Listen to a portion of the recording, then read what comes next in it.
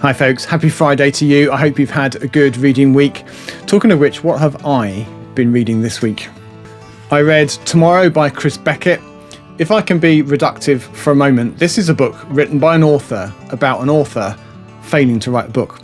We're in a fictional island continent with distinct South American vibes, but with Anglo-Saxon names.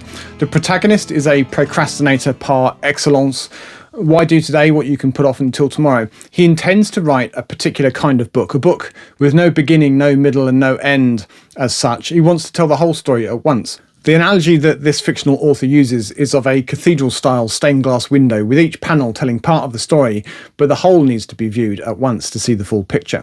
Beckett then steals that exact structure for the book that we're actually reading. Tomorrow is thus a patchwork jumble of a book made up of fairly short vignettes of the protagonist's life. They are entirely out of sequence. A section with him, an old man confined to his small apartment by illness, might be followed by one of him imprisoned by guerrilla fighters in the jungle, followed by him sharing an apartment with some middle-class left-wing friends as a young man, then meeting a girl, then as a recluse in a remote cabin in the jungle, and then being reunited with his family. They flow from one to the next, and whilst the book is divided into 3 parts, there are no chapters in Tomorrow. This kaleidoscopic structure is quite disorientating at first. I listened to this on audiobook and there was very little warning that we were switching from one section to another. I think this would have been easier to spot if I was reading the physical book. I'd have at least had the visual clue of a section break. I'm curious to know how Beckett did this. Did he write the whole thing in sequence and then break it up and jumble it up, or did he write it out of sequence from the outset?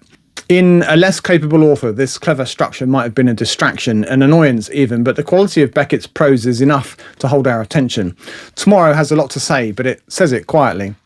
Is Tomorrow science fiction? It's certainly experimental in the best traditions of the new wave. The location doesn't exist. It's possible we're not even on Earth, or at least not as we know it. There are pterosaurs, for example, in the jungle and naiads swimming in the river. So yes, despite its superficially quotidian material, Tomorrow is most definitely science fiction. Honestly speaking, I think Tomorrow is a little bit out of my comfort zone. It's not in my science fiction wheelhouse, as it were, but I went along for the ride and I did enjoy it. And that's actually it for completed books this week. Pride comes before a fall, as they say. After a very productive month in August, things have slowed right down. Having said that, I am about halfway through Snow Crash, and so far I'm enjoying it. I'm getting the impression that it's all slightly tongue-in-cheek on Stevenson's part, poking fun a little bit at the cyberpunk genre, but it's also working for me just read straight up.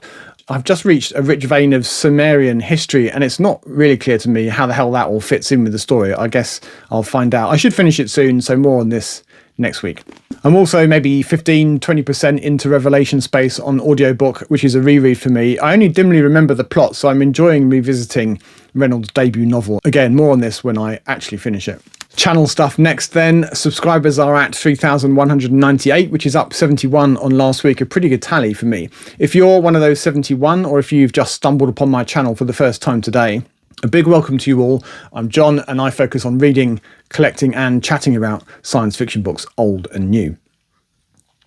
Comment of the week this week was from Renko the librarian, who was among many that suggested further candidates for the Zone video earlier in the week. They like the idea of including the city in the city, which doesn't have a physical or biological zone, but instead one enforced culturally. Renko also suggested the house from Simak's way station, which gets a conversion job to become a secret transit hub for travelling aliens. Thanks to Renko for taking the time to leave a comment, and the same goes for the rest of you that do the same. It's one of my favourite aspects of running this channel. Let's take a quick look at what was on the channel this week.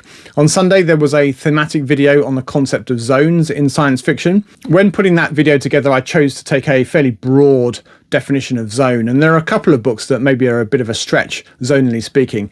I think it's a fascinating selection of books, and I really enjoyed putting that video together. It's doing pretty well as these things go, more or less keeping pace with my recent video on the highlights of 1960s science fiction, which is now a top 3 all-time video for me. We'll see, it might tail off a bit now. If you haven't had the opportunity to watch it yet, I humbly commend it to you as worthy of 15 minutes of your time. On Wednesday, there was a look at my science fiction reading during August. It was a huge reading book for me. As the thumbnail suggests, I managed to get through 19 science fiction books, a record for me. I was greatly helped in that endeavour by adding to my planned TBR of 10 books, several slim books, which I cranked through on audiobook 2 to 3 hours each. Anyhow, in this video, I give an overview of each book, largely, I hope, avoiding spoilers. I say what I liked about them, I rank them mercilessly, and ultimately I declare a book of the month. It's a longer video by my standards, but then I read a lot of books. Give it a watch. On the book buying front this week, I received the Stephen Baxter that I should have got last week, but was sent the wrong book by mistake. And then I found an early 1990s Stephen King first edition in a charity shop, nothing too exciting. And I filled a gap in my Chris Beckett collection, just a fairly ordinary paperback edition. I'd love to get the original hardback, but they seem to be super rare and expensive as a result. I managed a sneaky trip to my local Oxfam bookshop at lunchtime today, and it won't surprise you to learn that several books were purchased. The to-be-hauled pile currently stands at a very respectable 27. This week, I've watched quite a few things in science fiction booktube land. Robin at Bookspin declares his favourite short stories ever, and he includes a couple that I really like too. Richard at Vintage SF gives us a partial library tour. This is always a fun watch for me. I love to have a nose around other people's shelves. I was particularly struck by how neat and tidy his shelves are. Mine are a right state in comparison. I last did a library tour in October last year, so I'm due an update. I think I've added quite a few, let's just say, books since then. As part of that, I'd like to know what my read versus unread ratio is. Exactly how big is Mount TBR? Maybe it would be better for me to remain ignorant on that front. It might be a terrifyingly large number. I also watched Jonathan at Words in Time do a quick run through of his favourite stories from Dangerous Visions, and I watched a haul video over at Secret Source of Storycraft. And any haul is a good watch, but this one was particularly fun for me as I was in part responsible for a bunch of Whitney's books. We did a little bit of book shopping while she was over a few weeks back. Finally, I watched Steve's 3rd anniversary video in which he ran through his 10 favourite reads from the last 25 years or so. That's books that he's read in the last 25 years ago. They may have been published sooner than that. They're actually mostly not science fiction, but there were 1 or 2 science fiction books in the list. I'll put the links to all of those in the description in case you fancy popping over and having a look yourself.